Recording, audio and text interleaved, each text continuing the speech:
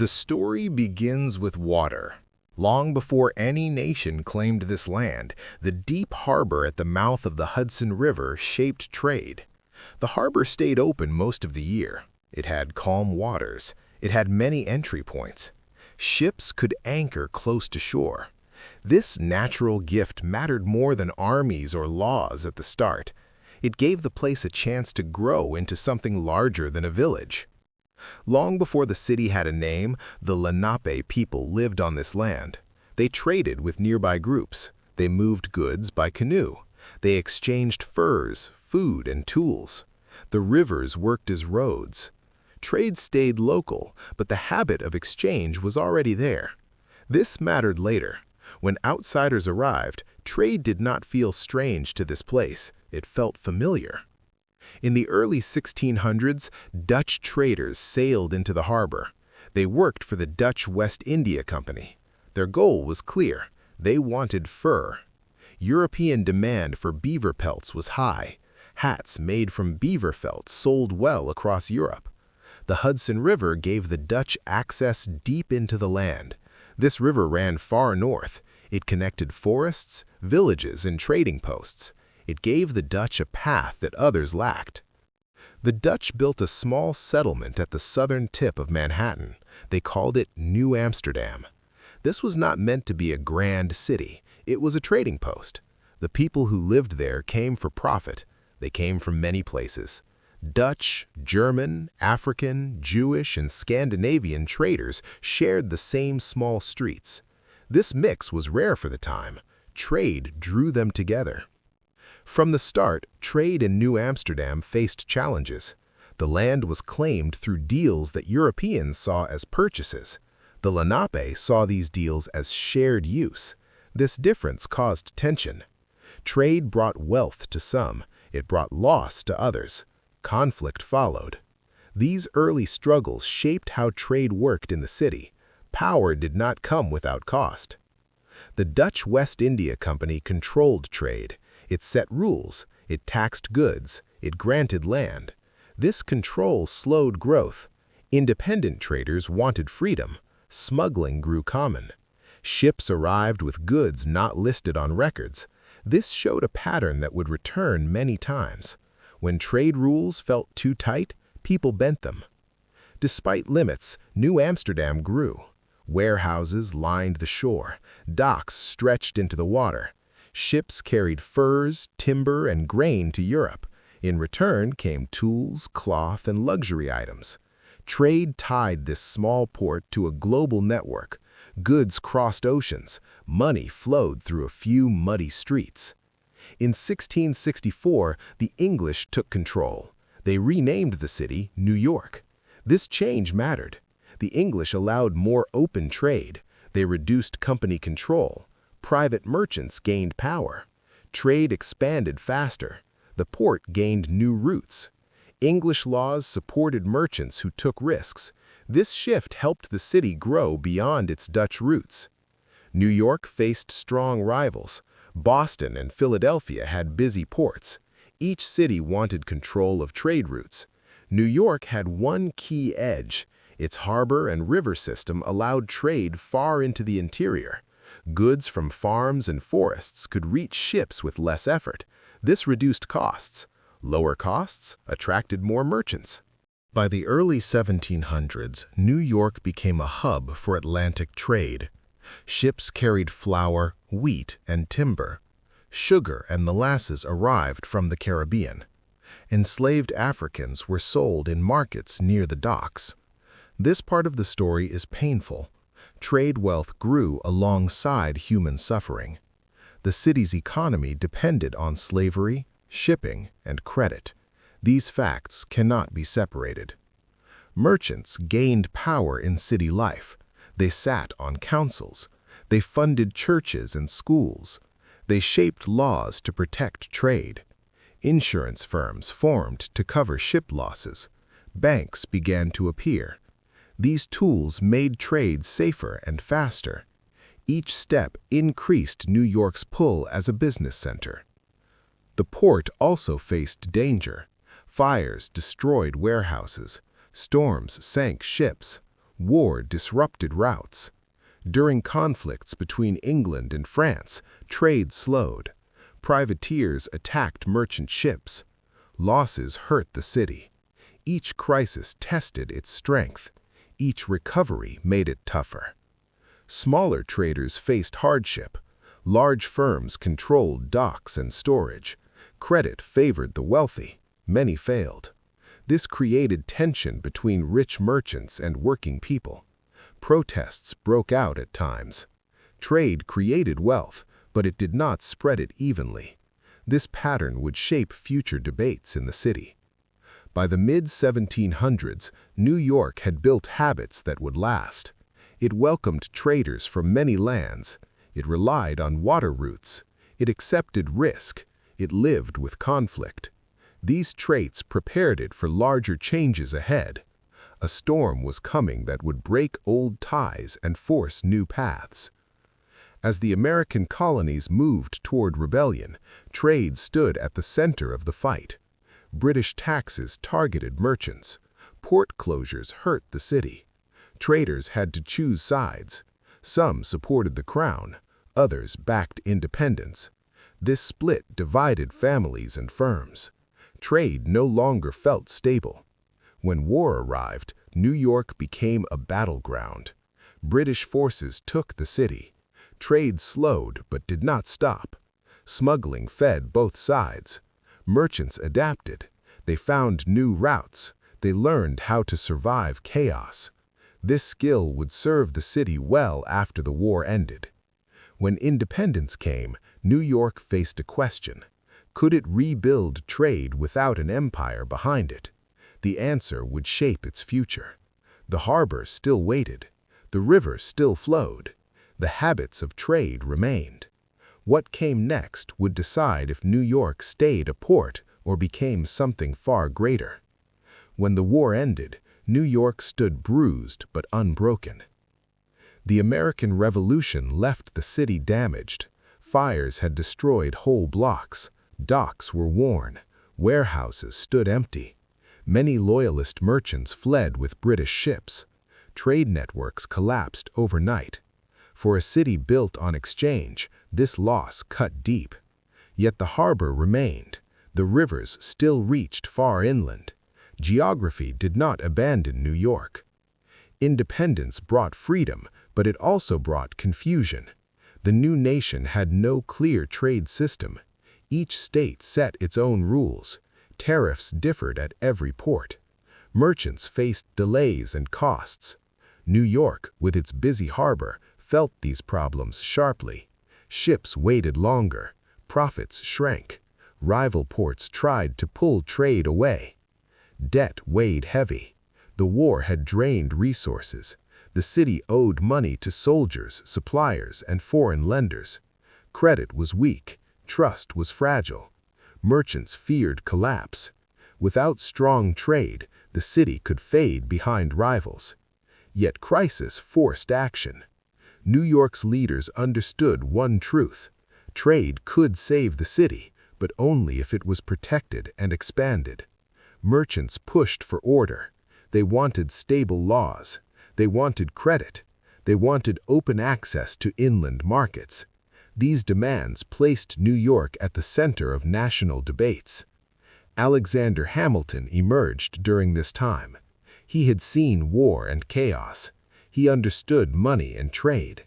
As a New Yorker, he believed the city's future rested on commerce. He argued for a strong national government that could support trade. His ideas faced resistance, but they gained ground. In 1789, New York became the first capital of the United States. This moment mattered. For a brief time, power and trade shared the same streets. Congress met near the docks. Laws affecting commerce were shaped within sight of ships. This gave New York influence far beyond its size. The new federal government assumed state debts. This decision stabilized credit. Investors regained confidence. Merchants trusted contracts again. Trade revived. Ships returned. Insurance firms grew. Banks gained strength. These tools reduced risk and encouraged growth. One bank stood out. The Bank of New York opened in 1784. It provided loans to merchants. It handled payments. It brought structure to finance. With access to credit, traders could take larger risks. More goods moved through the port. This pushed the city ahead of rivals. Trade routes also changed. British control was gone. New York merchants sought new partners. They traded with the Caribbean, Europe, and Asia. American ships carried their own goods. Profits stayed closer to home. This shift helped local firms grow stronger. Still, challenges remained. New York faced stiff competition from Philadelphia and Boston. Each city wanted dominance. Pennsylvania farmers favored Philadelphia. New England traders backed Boston. New York needed a bold move to secure its position. That move came through land and water. Merchants understood that the future of trade lay inland. The young nation was expanding west. Farmers needed routes to market. If New York could connect to these lands, it could control the flow of goods. The Hudson River gave part of this path, but it was not enough. The idea of canals began to spread. At first, many doubted them. The land was rough. The cost seemed too high. Critics mocked the plans. Yet supporters saw a chance to transform trade. A water route could cut travel time. It could reduce cost. It could make New York the gateway to the interior. While canal dreams grew, the port itself changed. New York invested in docks and wharves. Streets near the harbor improved. Storage expanded. The city welcomed immigrants who worked as laborers and sailors. This workforce kept trade moving. Diversity remained a strength, though tension followed it. Trade also brought moral conflict. The slave trade was restricted by federal law in 1808, but its effects lingered. Goods produced by enslaved labor still flowed through the port. Sugar, cotton, and tobacco enriched merchants. The city benefited from systems it did not fully control. This contradiction sat at the heart of its growth. Customs duties became a major source of federal revenue. New York collected more than any other port. This gave the city power. The federal government depended on its success. In return, New York gained influence over national trade policy. Merchants formed associations. They shared information. They lobbied officials. They shaped rules to protect shipping and finance. These groups strengthened the city's business culture. Decisions were practical. Profit guided policy. Fires continued to threaten the port. In 1776 and again in later years, flames destroyed warehouses. Each fire forced rebuilding. Each rebuild brought better materials and design. Stone replaced wood. Streets widened. Safety improved. Trade infrastructure became stronger through loss. War returned during the early 1800s. Conflicts with Britain disrupted shipping. Embargoes aimed to protect American interests, but they hurt merchants. Ships sat idle. Sailors lost work. New York suffered. Yet the city learned another lesson. Dependence on foreign trade alone was risky. Internal trade had to grow. This realization pushed canal plans forward. Support grew among farmers, traders, and politicians. They saw shared benefit. Goods from the west could flow east. Finished products could move inland. New York could sit at the center. As the nation stabilized, New York positioned itself as its commercial heart. It invested in finance, transport, and labor. It accepted conflict as part of growth. Each challenge tested its resolve. In the early years of the 19th century, New York faced a quiet danger. The city had a strong harbor. It had skilled merchants. It had banks and ships. Yet its future was not secure. The nation was moving west. New farms were rising beyond the mountains. Grain, meat, and timber waited for markets. If New York failed to reach these lands, another city would take its place. The Appalachian Mountains stood as a barrier. Wagons moved slowly over rough roads. Costs stayed high. Goods spoiled before reaching ports. Farmers earned less. Merchants lost chances. Trade could not grow at the speed the nation demanded. Some leaders believed water could solve this problem. The Hudson River already reached far inland. It ended near Albany. Beyond that point lay forests, swamps, and hills. Past them stretched the Great Lakes. These lakes touched vast lands filled with resources. If water could link the Hudson to these lakes, trade would change forever. The idea of a canal was not new. Others had spoken of it. Most dismissed it as fantasy. The land was difficult. The distance was long. The cost seemed impossible. Many laughed at the plan. They called it madness. They said it would drain the state's money and bring ruin. One man refused to accept doubt. DeWitt Clinton believed the canal was the key to New York's future. He had served as mayor of the city. He understood trade. He saw the limits of the port without inland access. He pushed the idea with patience and force. He spoke to farmers, merchants, and lawmakers. He argued that the canal would pay for itself through trade. Opposition was fierce. Political rivals mocked him. Newspapers printed attacks. Some feared higher taxes.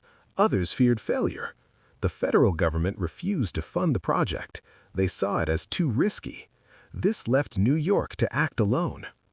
In 1817, the state approved construction. Work began near Rome, New York. Laborers dug by hand. They used shovels, picks, and wheelbarrows. Many were immigrants. They worked long days. They faced disease, injury, and death. Swamps bred illness. Winter froze the ground. Summer heat drained strength. Progress was slow at first. Critics grew louder. They pointed to delays. They counted costs. Yet the work continued. Engineers learned as they went. They built locks to raise and lower boats. They controlled water flow. Each challenge taught them more. As sections opened, results appeared. Goods moved faster. Costs dropped. Farmers gained access to markets. Merchants saw profit rise. Confidence grew. The canal began to silence doubt before it was complete. In 1825, the Erie Canal opened fully. It stretched over 300 miles. It linked the Hudson River to Lake Erie. A water path now ran from the Atlantic Ocean to the heart of the continent. The impact was immediate and dramatic. Shipping costs fell sharply. Travel time dropped from weeks to days. Grain from the West reached New York in large volumes. In return, manufactured goods flowed inland. Trade surged. New York became the main gateway for Western commerce. Other cities felt the shift. Philadelphia and Baltimore lost ground. Their routes could not match the canal's reach or cost. Boston lacked direct inland access. New York pulled ahead. The port transformed. Docks expanded. Warehouses multiplied. Streets near the waterfront filled with carts and workers. Ships arrived from distant ports to carry goods overseas. The city buzzed with activity. Finance followed trade. Banks grew in number and size. They funded shipments. They insured cargo. They handled payments across long distances. New York's financial systems became more complex and reliable. Trust increased. Investment flowed. New professions appeared. Brokers matched buyers and sellers. Clerks tracked cargo. Insurers measured risk. Lawyers wrote contracts. Each role supported trade. Each added strength to the city's business culture. Population growth surged. Workers came seeking jobs. Immigrants arrived from Europe. Many passed through New York and stayed. The city's labor force expanded. This growth brought energy and strain. Housing grew crowded. Wages stayed low for many. Wealth rose, but unevenly. The canal also reshaped the nation. Towns grew along its path. Cities such as Buffalo expanded. Farms increased production. Land values rose. The Midwest became tied to New York rather than southern ports. This shift influenced politics and power. Trade patterns changed. New York handled more imports and exports than any other city. Customs duties increased. Federal revenue rose. The national government relied heavily on New York's success. Yet progress carried cost. Native lands in the West faced pressure. Expansion brought displacement. Trade fed growth that ignored earlier promises. These outcomes were real and lasting. The canal was not neutral. It favored some and harmed others. Environmental effects appeared as well. Waterways altered landscapes, fish paths changed, forests fell to supply timber. These effects were rarely discussed at the time. Profit held greater weight. Within the city, inequality deepened. Merchants and investors gained wealth. Laborers faced long hours and risk. Accidents were common on docks and canals. Safety rules were limited. Families lived with uncertainty.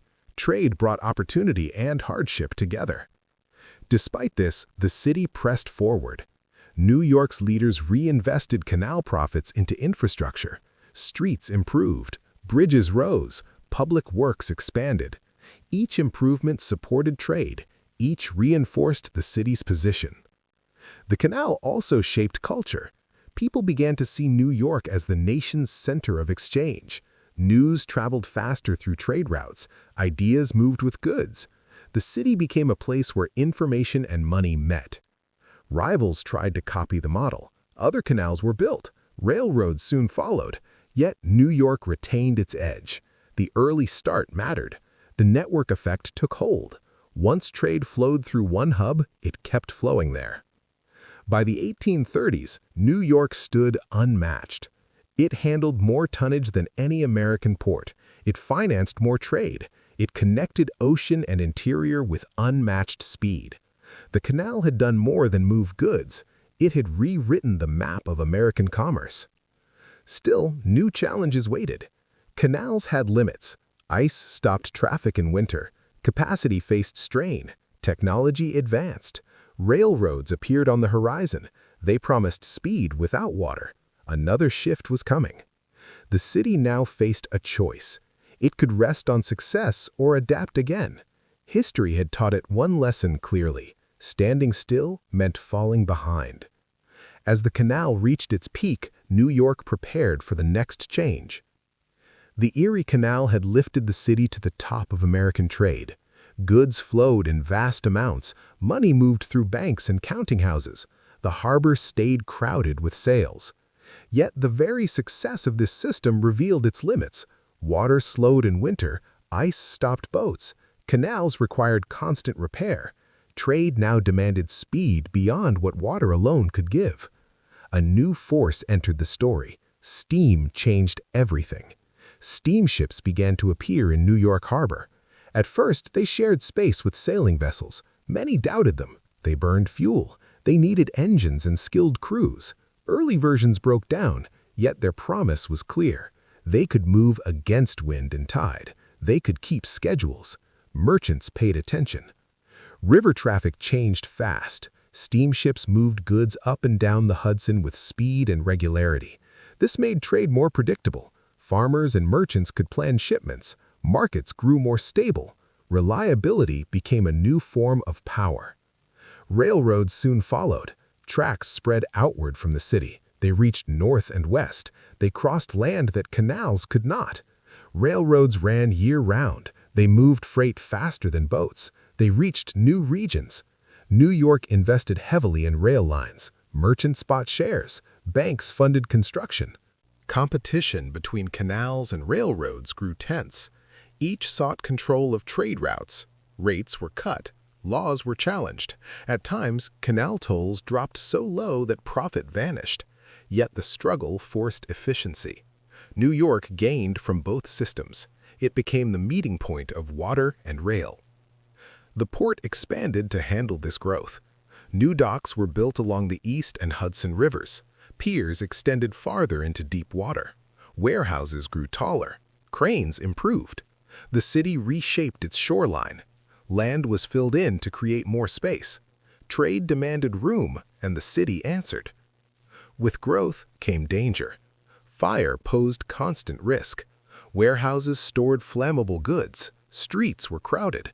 In 1835, a massive fire swept through the business district. Hundreds of buildings burned. Trade halted. Merchants faced ruin. The loss shocked the nation. The response was swift. New York rebuilt with stone and brick. Water systems improved. Fire companies gained strength. Insurance firms grew more cautious and more powerful. Each disaster forced progress. Trade infrastructure became safer and stronger. Labor pressure rose as well. Thousands worked on docks, ships, and rail lines. Their work was hard and dangerous. Wages stayed low. Jobs lacked security. As wealth concentrated among merchants and financiers, workers began to organize. Strikes occurred. Tension filled the streets near the port. Immigration reshaped the workforce. Irish and German immigrants arrived in large numbers. Many fled hardship. They found work in trade-related labor. They loaded ships, built railroads, and dug streets. Their labor powered growth. Their lives were marked by struggle. Trade created opportunity, but it demanded sacrifice. Merchants faced moral and political conflict. The city's trade ties to the southern states deepened. Cotton moved through New York in vast amounts. Banks financed plantations. Insurers covered shipments. Though slavery did not dominate daily life in the city, its profits flowed through counting houses. This connection caused debate and division. As tensions over slavery grew nationwide, New York's business leaders faced difficult choices. Southern trade brought profit. Political pressure demanded caution. Many tried to stay neutral. Trade pulled the city in many directions. Technology continued to reshape commerce. The telegraph arrived in the 1840s. Information now moved faster than ships. Prices, orders, and news traveled in minutes. Merchants gained an edge. Markets responded quickly. New York became a center of information as well as goods. This speed increased risk. Panics struck when confidence failed. In 1837 and later years, financial crises swept through the city. Banks closed, credit froze, trade slowed. Workers suffered. Each panic revealed weaknesses in the system. Each recovery led to reform. Despite turmoil, New York pressed forward. The city invested in education and training. Navigation schools improved skills. Engineers refined rail systems. Port authorities planned expansion. Growth became organized rather than accidental. Rival cities struggled to keep pace. New Orleans controlled river trade but lacked rail reach to the north. Philadelphia faced geographic limits. Boston remained strong but smaller. New York's blend of harbor, canal, rail, finance, and labor gave it unmatched flexibility. By the 1850s, the city had become the nation's main commercial engine. Its influence stretched across regions. Decisions made in its offices affected farmers, factory owners, and consumers far away. Trade was no longer just movement of goods, it shaped lives and politics. Yet pressure built beneath the surface. Labor unrest grew, wealth gaps widened. National conflict loomed. Trade networks tied North and South together, but those ties strained under moral and political weight. When the American Civil War began in April 1861, New York City faced a test it had never known before. The city depended heavily on trade with the southern states before the war. Cotton moved through New York in large volumes. Southern planters shipped cotton to New York. Merchants financed these shipments. Banks insured them. By 1860, New York handled more southern cotton than any other northern city, though most of it came through intermediaries rather than direct plantation ownership. When the Union naval blockade began in 1861, this trade stopped almost overnight. Cotton imports collapsed. Insurance risks rose sharply. Many shipping firms faced sudden losses. Warehouses that once stored southern goods stood empty. Yet the war did not weaken New York's role. It changed its direction. New York became the main supply and finance center for the Union war effort. Military goods passed through its port in huge quantities. Uniforms, boots, food, weapons, and medical supplies moved through the city by rail and sea. Contracts issued by the federal government brought large sums into New York businesses. Finance became the city's strongest weapon. In 1861 and 1862, the United States government needed massive funds to support the army. Treasury Secretary Salmon P. Chase relied heavily on New York banks. Major institutions played key roles. These included the Bank of New York, founded in 1784, and newer banks such as the Chemical Bank, founded in 1824. In 1862, the federal government issued the first legal tender notes, known as greenbacks. New York banks handled large portions of their distribution. The city became the center for buying and selling government bonds. The firm of J. Cook & Company, though based in Philadelphia, relied on New York financial markets to reach investors. The New York Stock Exchange gained national importance during the war.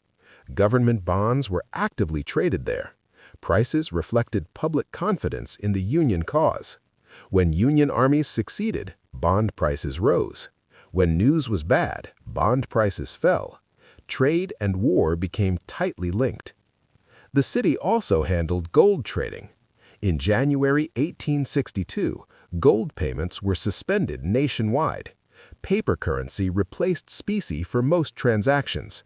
New York became the main center for gold trading in the United States.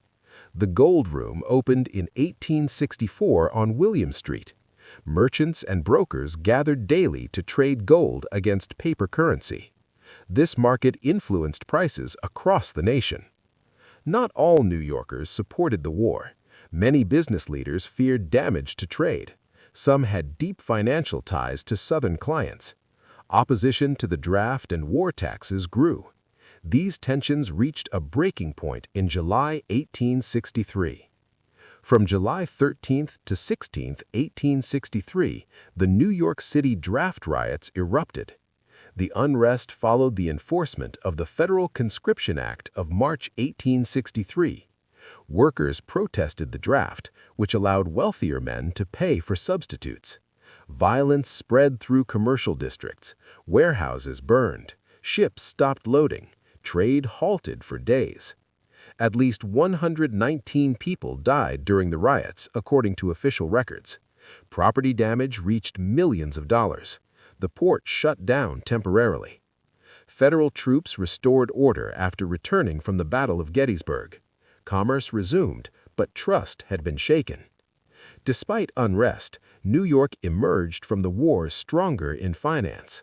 By April 1865, when the war ended, the city had become the undisputed financial center of the nation. Its banks managed federal debt. Its exchanges set prices for securities and commodities. Its port remained the busiest in the country. Peace brought new challenges. Southern trade recovered slowly. Cotton production struggled during Reconstruction. Merchants shifted focus to the Midwest and Great Plains. Grain shipments increased sharply. By the late 1860s, wheat from states such as Illinois and Iowa flowed through New York in record amounts. Railroads expanded rapidly after the war. The New York Central Railroad, consolidated in 1853 under Cornelius Vanderbilt, gained dominance in freight movement to the city. Vanderbilt acquired control of key rail lines and improved efficiency. By the early 1870s, his system connected New York directly to Chicago and beyond. This rail dominance strengthened the port. Grain elevators rose along the waterfront. Meatpacking products arrived in refrigerated rail cars by the late 1870s. New York became the main export point for American food products to Europe. Shipping technology also changed. Steamships replaced sailing ships on major routes. Companies such as the Cunard Line and the Inman Line ran regular steamship service between New York and Europe. These schedules allowed merchants to plan shipments with precision. Insurance rates fell. Trade volumes rose. Immigration increased sharply during this period. From 1865 to 1980, millions of immigrants entered the United States through New York Harbor. Most passed through Castle Garden, which operated as the city's main immigration station until 1890. Many stayed. They found work in docks, factories, rail yards, and warehouses. Trade relied on their labor. Wealth concentrated rapidly. By the 1870s, powerful firms dominated shipping, railroads, and finance. Names such as Vanderbilt, Morgan, and Gould shaped trade policy and infrastructure. Decisions made in private offices affected markets nationwide. Speculation grew alongside growth. The Panic of 1873 exposed weaknesses in the system. The collapse of J. Cook and Company in September 1873 triggered bank failures and halted railroad construction. Trade slowed sharply. Unemployment rose. The port saw reduced traffic for years. Recovery was slow but steady. By the early 1880s, trade rebounded. Banking practices improved. Firms became more cautious with credit. New York regained momentum faster than rival cities. By the end of the 19th century, New York stood at the center of American trade. Its port handled more imports and exports than any other city in the country. Its banks financed domestic and international commerce. Its rail links reached deep into the continent. War had tested the city. Finance had carried it through. Yet, the cost was clear. By the late 19th century, New York no longer traded only for America. It traded for the world. The years after 1880 marked a deep shift in how trade worked. Small merchant houses began to fade. Large corporations took their place. These firms controlled shipping, finance, insurance, and manufacturing at once. New York became the center where this power gathered. The port reflected this change. Ships arriving in New York were larger than before. Steel-hulled steamships dominated major routes. They carried bulk cargo in volumes never seen earlier. Grain, meat, coal, oil, and manufactured goods moved through the harbor each day.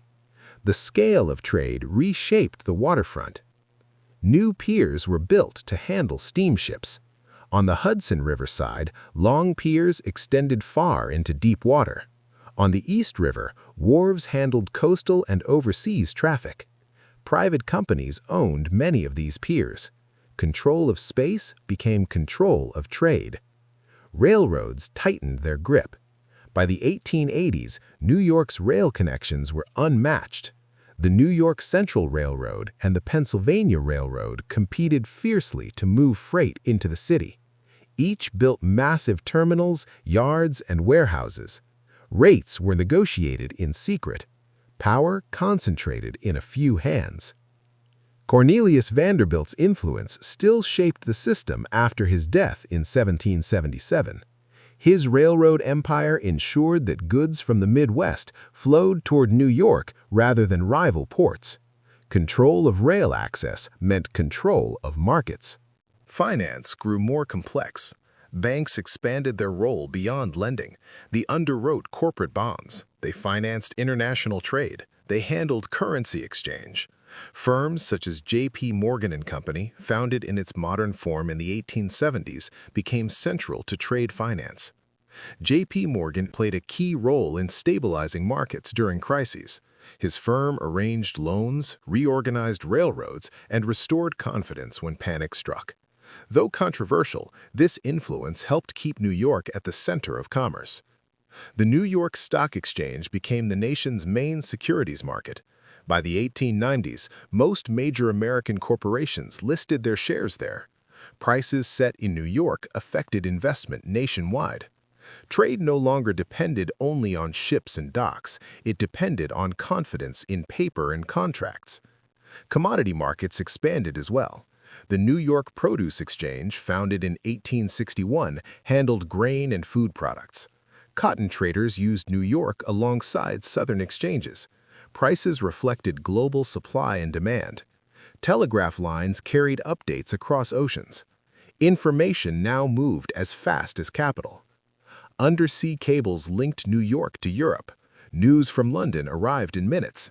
This speed tied New York into global markets. Decisions in the city affected trade in distant ports. Immigration continued to fuel growth. After 1892, Ellis Island replaced Castle Garden as the main immigration station. Millions passed through. Many settled in the city. They worked in factories, docks, and warehouses. Trade relied on their labor. Long hours and low pay remained common. Labor conflict grew sharper. Dock workers, railroad employees, and factory workers organized strikes. In 1894, the Pullman strike disrupted rail traffic nationwide. Though centered elsewhere, its effects reached New York. Freight slowed, trade felt the strain. Business leaders responded with force and organization. Private security protected property. Courts issued injunctions against strikes. Employers formed associations to resist labor demands. Trade continued, but tensions stayed high. The city's role in global trade expanded further. Imports poured in. Raw materials and finished goods arrived from Europe, Latin America, and Asia. New York handled more imports than any other American port by the 1890s. Customs duties collected there formed a large share of federal revenue. Exports also grew.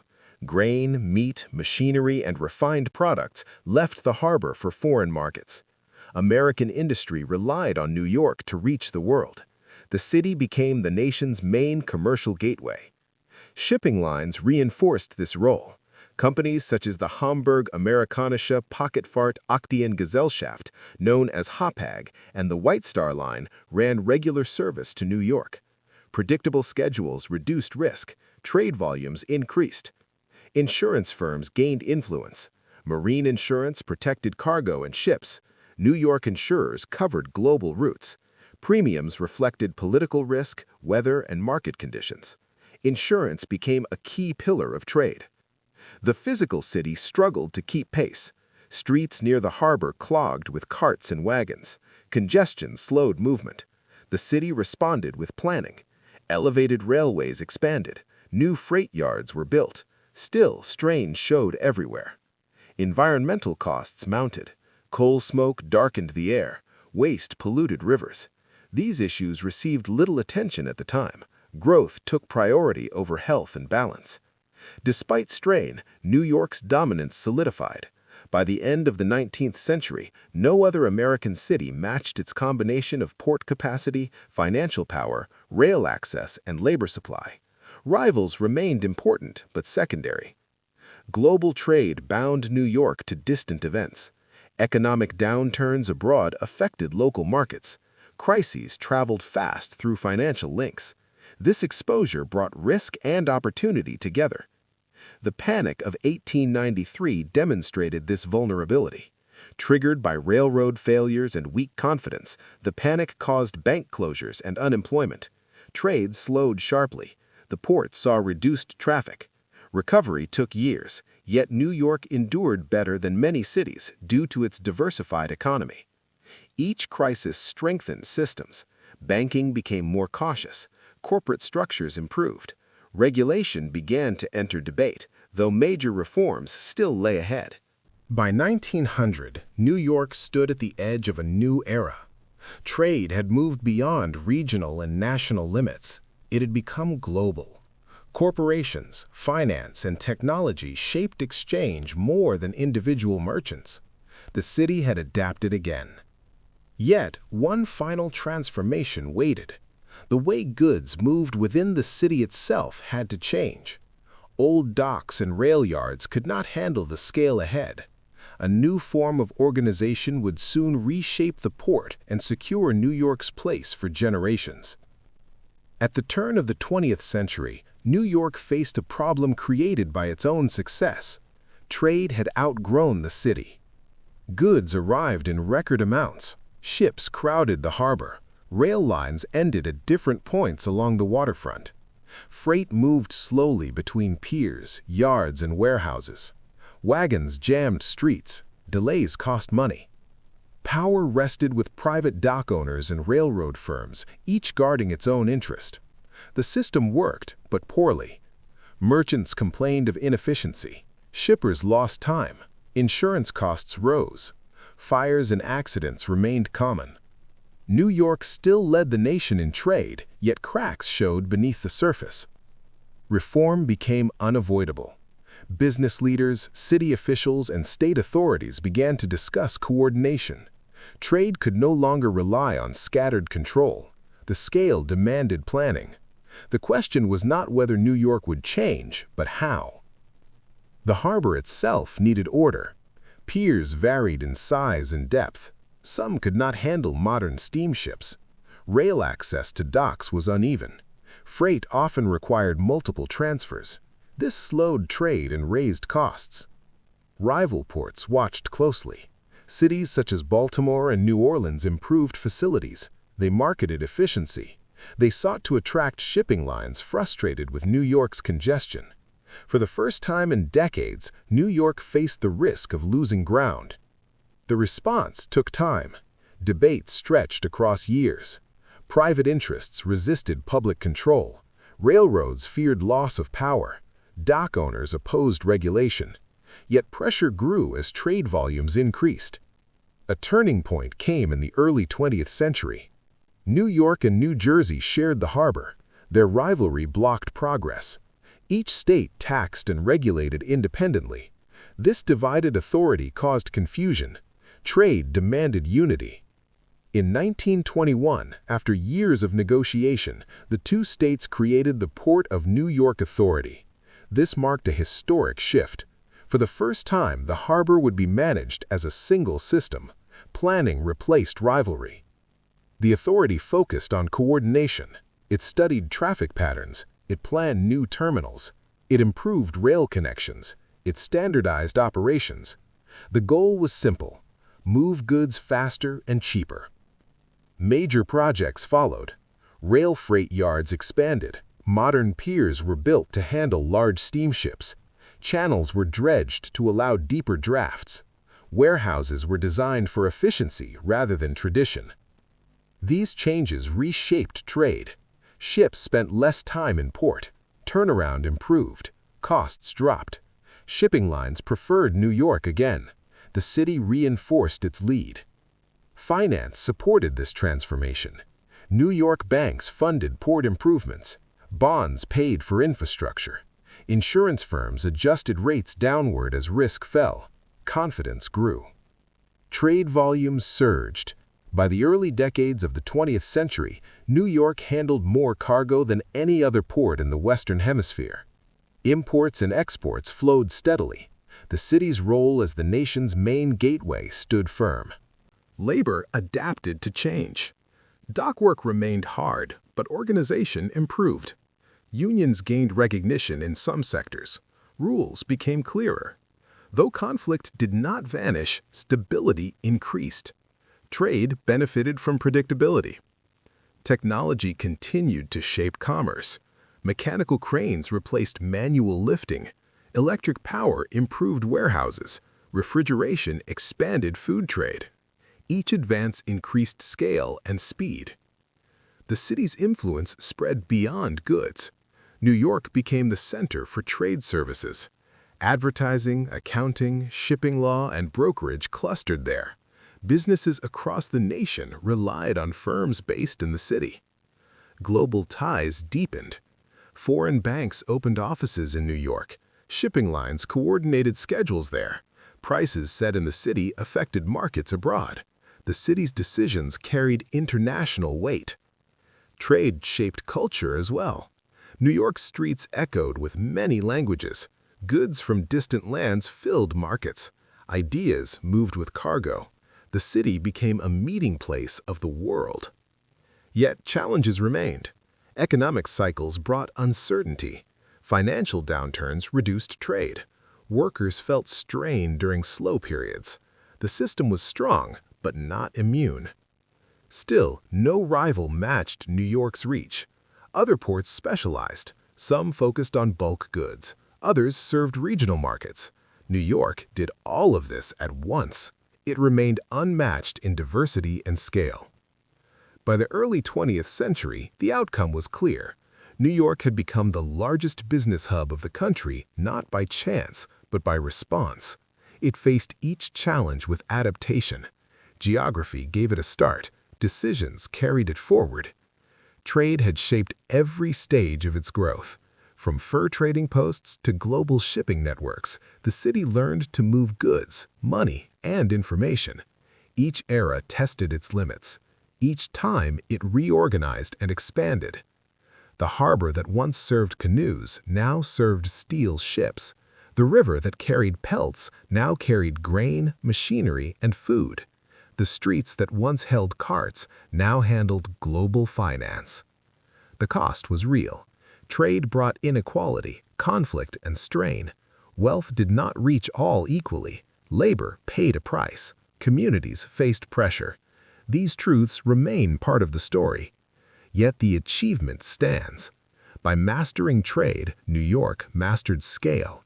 It linked land to sea, nation to world, risk to reward.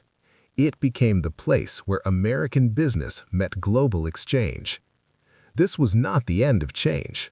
Trade would continue to evolve. New tools would appear. New challenges would rise. But the foundation was set. New York did not become the nation's business hub in a single moment. It earned that place through centuries of choice, conflict, and constant motion. The harbor still tells the story.